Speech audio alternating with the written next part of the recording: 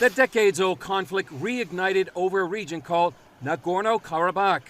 Azerbaijan claims the area, though most living there are Armenian. The disputed area sits here between the two countries.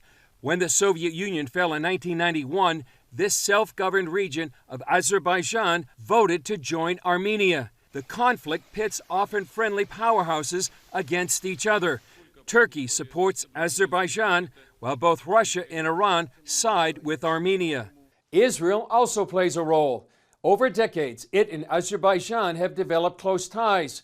For Israel, it's part geopolitics and part economic. Azerbaijan is a very important country for Israel because it supplies much of Israel's oil. As a country that has also Jewish community that they are treating very well, and it is a Muslim country. And we are very much interested in having good relations with Muslim countries. And finally, it borders Iran.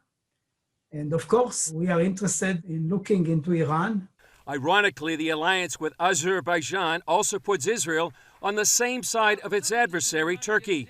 Azerbaijan's ambassador Ilan Suleimanov confirmed its close relationship to Israel with CBN's George Thomas. Out of the 57 member states of the Organization of Islamic Cooperation, Azerbaijan is probably the closest friend of Israel. We have a 2,600 years old Jewish community in Azerbaijan. We have Christians, we have Muslims living together in peace. Azerbaijan is a close friend of Israel.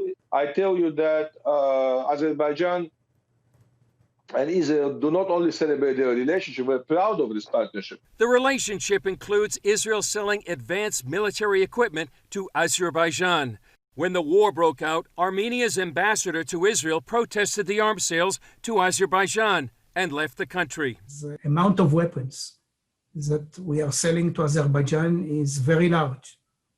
And I can quote President Aliyev of Azerbaijan a few years said the sum of Israeli sales to Azerbaijan is $5 billion, which is, of course, a hefty sum for Israel, and it is a useful, export market for the Israeli military industries. This reportedly includes sophisticated drones that can be a game changer on the battlefield. We buy on the open market, including from Israel. And we're very grateful to our friends and partners in Israel for being a great partner to us. Now, remember, precision weapons are good in terms of minimizing civilian casualties.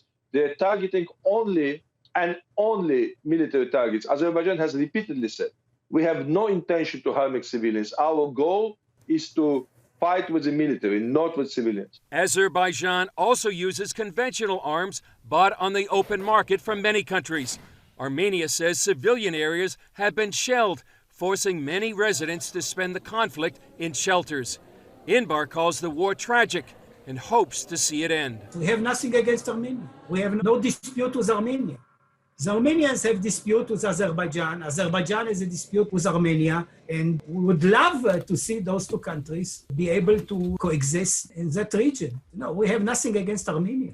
Armenia was never an enemy of Israel. But after two failed ceasefires, the fighting rages on with no end in sight. Chris Mitchell, CBN News, Jerusalem.